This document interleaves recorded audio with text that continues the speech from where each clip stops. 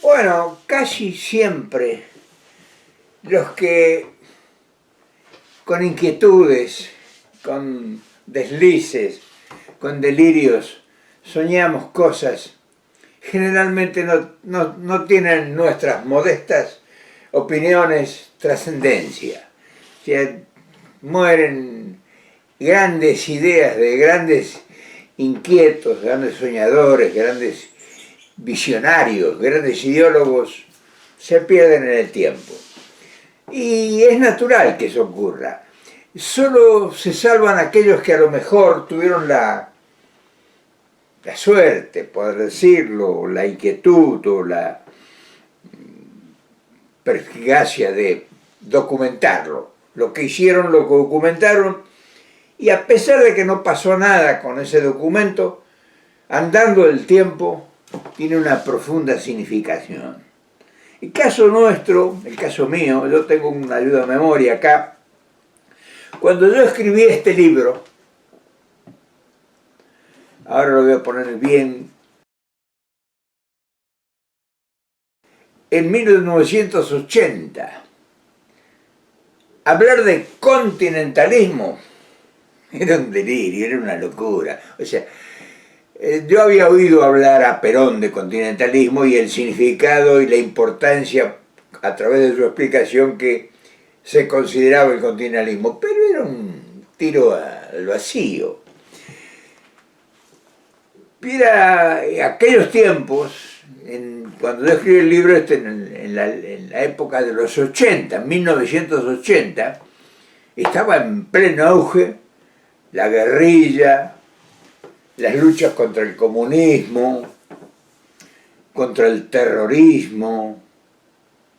Estaba, me acuerdo, en auge el secuestro de aviones, las terribles dictaduras que todavía eran los últimos desertores.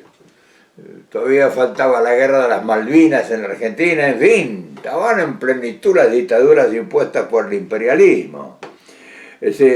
Y claro, estaba en el silencio, pero estaba la desaparición de personas, los que aparecían, cadáveres que aparecían flotando en el mar, que no se sabía nada. O sea, eran épocas difíciles. Y claro, escribir un libro sobre cómo acabar con el terrorismo, porque esa era la opción. Imagínense con la penetración comunista, que era una guerra abierta contra el comunismo, contra las guerrillas y todo, y tener una propuesta o decir, bueno, esto no puede conducir a nada, este estado de beligerancia total como estaba. Nosotros, los que teníamos alguna pequeña conocimiento o experiencia, decíamos, esto no puede salir. Yo regreso a Argentina, 1982, 81, y escribo este libro. Publico primero 500 ejemplares y se agotaron, o sea, los regalé más que todo a mis amigos, que después de muchos años me han hablado de él. Y después saqué una edición más posterior, siempre pagándolo yo, en 1985 creo. Pero pasó sin pena ni gloria. ¿Quién iba a hablar de continentalismo?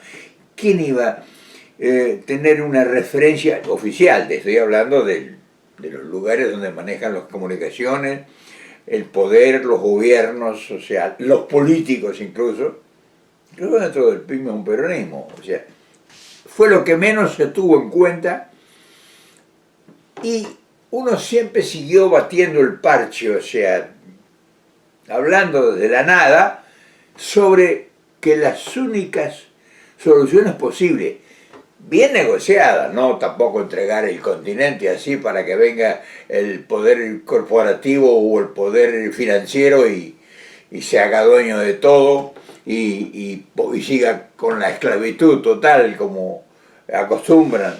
Entonces eso es otra etapa que habrá que no solo discutirla, sino negociarla, acordarla, tener gente preparada para esa eventualidad que ya está a punto de darse. Y claro, yo quería hablar de esto porque desde entonces han pasado 43 años y hoy el mundo es otro. Y muchos de los de mi época o de esa época ya se fueron, ya no están. O sea que le estoy hablando con mucha modestia o con muchas limitaciones a las nuevas generaciones. Que este proceso que está a punto de consolidarse, porque ya es un tema, no voy a decir que soy el inventor, para nada. El inventor en todo caso de esto sería Perón, que hablaba de esto y explicaba hace 70 años de las grandes soluciones para el futuro. Decía que los extremos, ya sea el capitalismo imperialista o el comunismo, iban a resolver los problemas del mundo. Y claro, uno ha estado a la sombra del gran líder. Y, ¿cómo diríamos? No hemos avanzado. Nosotros con la idea no hemos avanzado, pero afortunadamente las situaciones en que ahora ha sido llevado el mundo, por sus intereses, por sus errores cometidos, por sus guerras erróneas, por su tratar desesperadamente de que el poder imperialista, el poder capitalista, el poder financiero se haga dueño de todo, de vida, obra e ideas de la población mundial, pues ha llegado a un corralón sin salida que ha sumido a miles de millones de personas en la pobreza. Y el problema nuestro, mayor de todo, no importa lo que pase en Europa, lo que pasa en Asia, lo que pasa en China, lo que pasa en África, sí, lo que pasa en India, sí, es una referencia porque estamos todos en el mismo plato, por decirlo de una forma plática, pero nuestro problema, si es que se puede ver desde ese punto de vista, es el continente. Sigue el poder monímodo del poder industrial, financiero, político, militar, y todo lo que sea ciencia y tecnología disponible, porque nadie se resiste a la tentación de la divisa fuerte que es el dólar. Entonces esta gente ha acumulado una cantidad de conocimiento, sabiduría, además de su poder ideológico que tiene los medios de comunicación masivos de casi todo el mundo al servicio de su creación. Ellos son prácticamente los creadores. Y son los que nos han dado, incluso hasta nosotros se ha escapado la liebre y hasta nosotros nos ha llegado algún recurso. Pero hoy esta gente, Estados Unidos, sobre todo con los últimos movimientos de los últimos 10 años, pues les han salido varios enemigos de peso que realmente a los ideólogos, a la gente que entienda de política, no al tonto que anda haciendo arrumaco, sino al que entienda de política, al ideólogo, al estudioso, ya le comienza a preocupar. O sea, el crecimiento de China y de Rusia, el acrecentamiento de su poderío tecnológico, de su poderío militar, de su poderío financiero, del poderío industrial, que ha copado los mercados del mundo, porque fueron un frengate, como lo hemos venido diciendo, creados por esta gente. Hace que pasemos nosotros en el continente relegado, marginado, pisoteado, humillado, escarnecido, a tener preponderancia. Y claro, esa preponderancia ya está mostrándose casi públicamente a plenitud con uno de los personajes más importantes de nuestra época. Los nuestros en el sur del continente todavía no han despertado. O sea, en la Argentina no se habla de continentalismo. En Chile no se habla de continentalismo, en Brasil no se habla de continentalismo, por lo menos hasta ahora. Hablan del BRIC, o sea, hablan de una salida que hipotéticamente no se sabe cuál puede ser la circunstancia de en caso de llevarse a cabo, porque va a haber resistencia enconada del poder imperialista que tiene una fuerza y vigor. Entonces, nosotros somos más prácticos, como ya lo decíamos hace 43 años. Nosotros hablábamos de asociarnos con el imperialismo, y era una cosa absurda, o sea, sigue todavía siendo absurdo. Todavía me dicen, me tiran con todo, cuando yo digo que hay que asociarse con Estados Unidos. Pero el problema no era nosotros los que queríamos o no queríamos, lo que nosotros resistíamos o lo que nosotros apoyábamos. Esto no nos tenían en cuenta. Estados Unidos no nos ha tenido en cuenta nada más que para dominarnos y introducir su poder corporativo y su fondo monetario, su poder financiero, y someternos a deudas creyendo que con eso controlaba las ideas. Y no, hoy ya somos nosotros necesarios con la mano, con la cabeza, con la presentación, somos necesarios porque somos 600 o 700 millones de habitantes que estamos en el patio trasero de esta gente y que ya no puede tener en ignorancia que no existimos. Y entonces quizá esto que fue un delirio de un tonto, de un soñador, de un nadie, siga siendo un don nadie, ¿no? O sea, no te creas que yo por decirte esto me considero que ya he avanzado, para nada. Y yo estoy ya a un punto de irme, o sea, yo no tengo futuro, yo estoy en el futuro. Pero pareciera que ya han tomado la posta gente más importante que nosotros. Vamos a ver este video para que veas que se habla de continentalismo como una cosa, como un gran descubrimiento y como una gran opción. Vamos a oírlo a López Obrador. Yo creo que hay tiempo y hay también condiciones inmejorables para llevar a cabo una nueva política en nuestro continente. Yo sostengo que son 3 elementos básicos. Primero, el que se busque la integración económica para sustituir importaciones de otras regiones del mundo, que se produzca en América, en todo el continente, lo que consumimos. Ese es el planteamiento central. Ya se inició con el tratado,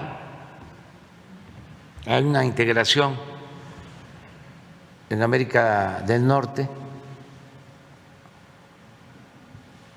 pero hace falta que se consolide esta integración en América del Norte con una política bien definida de sustitución de importaciones. No es posible que se destinen muchos recursos económicos en América del Norte y se compre en Asia todo lo que se consume o una buena cantidad de lo que consumimos en América del Norte. Si se sustituyen esas importaciones, imagínense cuánta inversión, cuánto crecimiento, cuánto empleo y cuánto bienestar. Y existen todas las condiciones favorables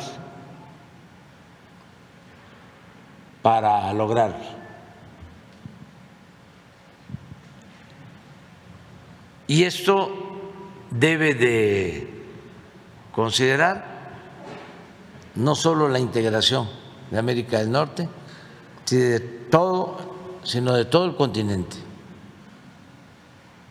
Y se convierte América en el continente económico, comercial más fuerte del mundo, porque tiene mucho potencial. Entonces, en vez de estar pensando en hegemonías bélicas, en dominio del mundo mediante el uso de la fuerza, se tiene que buscar que haya equilibrios en lo económico, en lo comercial, y que no haya hegemonías que lleven a querer resolver los problemas de los desequilibrios mediante el uso de la fuerza. Es alejar la tentación del uso de la fuerza y competir en buena lid sin que haya ningún tipo de guerra, ni siquiera guerra comercial. Ese es el primer planteamiento. Claro, hay que planear, porque hasta ahora no se ha hecho. Se aplica aquello de que se echa a andar la carreta y que las calabazas se acomodan solas, y no. Precisamente en Asia, en China en especial, planean hacia adelante. Ya saben que van a lograr en el 2030, en el 40, en el 50. Y aquí estamos pensando en la próxima elección, no en la próxima generación. Entonces, ese es el primer tema. El segundo es que no puede haber tanta desigualdad en nuestro continente. Y por eso podemos impulsar una alianza para el bienestar de los pueblos de América Latina, del Caribe, lo que fue en su momento la Alianza para el Progreso en la época del presidente Kennedy. Esto es importante porque si hay crecimiento económico, si hay oportunidades de trabajo, si hay bienestar en los países de América Latina, del Caribe, hay posibilidad de ordenar el flujo migratorio. Si se sigue abandonando América Latina, el Caribe, pues no se va a poder ordenar el flujo migratorio y se van a seguir poniendo en riesgo las vidas de millones de americanos de distintos países, de Centroamérica, de Sudamérica. Lo que está sucediendo, están saliendo miles de personas, no solo de Centroamérica, de Colombia, de Venezuela, de Ecuador, de Perú, de todos lados, de todas partes. Entonces, se requiere que haya oportunidades de trabajo en los lugares de origen, que la gente no se vea en la necesidad de emigrar. Y para eso se necesita un plan para el bienestar. Existen bancos de desarrollo para América Latina, como el BID y otros, pero no hacen nada, no ayudan, no impulsan la actividad productiva, no generan empleos en los países. Son aparatos burocráticos onerosos de fachada. Entonces, ese es otro tema. ¿Cómo se lleva a cabo un plan para la cooperación económica y el bienestar en toda América? Y lo tercero es el respeto a la soberanía de los países, que ya no se mantenga la política de principios del siglo XIX, de que se intervenga en las decisiones de los pueblos, de los países que son libres, que son independientes, que son soberanos. Ahora me llamó mucho la atención, en el caso de Perú, el primer mensaje hablando de que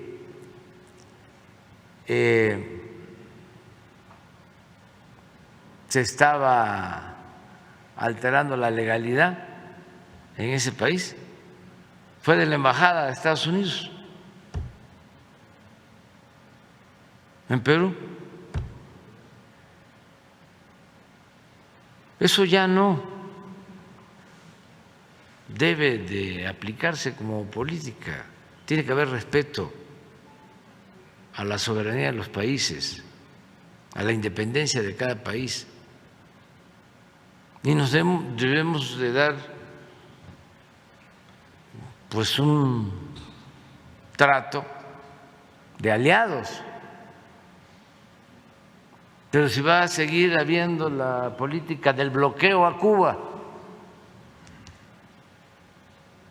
de las sanciones políticas medievales que afectan a los pueblos, porque no es afectar a los gobiernos. ¿A quién se afecta con un bloqueo? A los pueblos, a la gente. ¿Y qué peligro hay de que podamos tener una relación de respeto?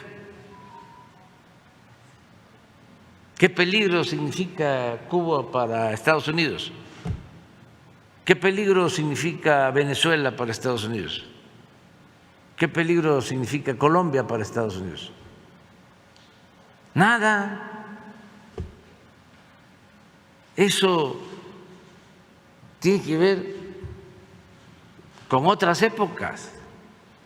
Hacer a un lado lo de la doctrina del destino manifiesto y de la doctrina Monroe e iniciar una etapa nueva en nuestras relaciones, que haya de verdad una comunidad en América, y que esto nos permita crear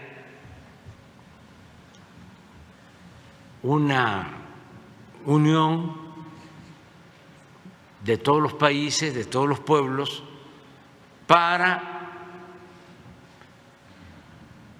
potenciar nuestros recursos naturales, la fuerza de trabajo, la creatividad de nuestros pueblos.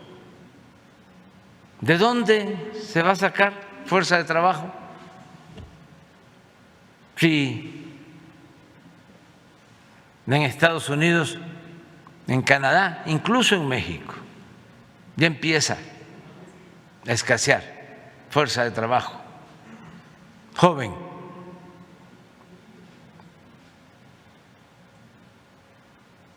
¿Y qué se hace sin fuerza de trabajo? Pues está muy bien lo del discurso de la automatización y de la robótica y de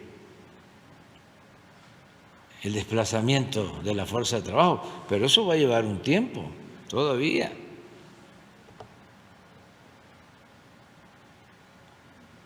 Ahora no se pueden instalar plantas en Estados Unidos porque no hay fuerza de trabajo. Todo esto tiene que plantearse y de manera ordenada también permitir que haya visas de trabajo temporal una vez que en los pueblos, en los países, hay oportunidades de trabajo. Los excedentes o los que deseen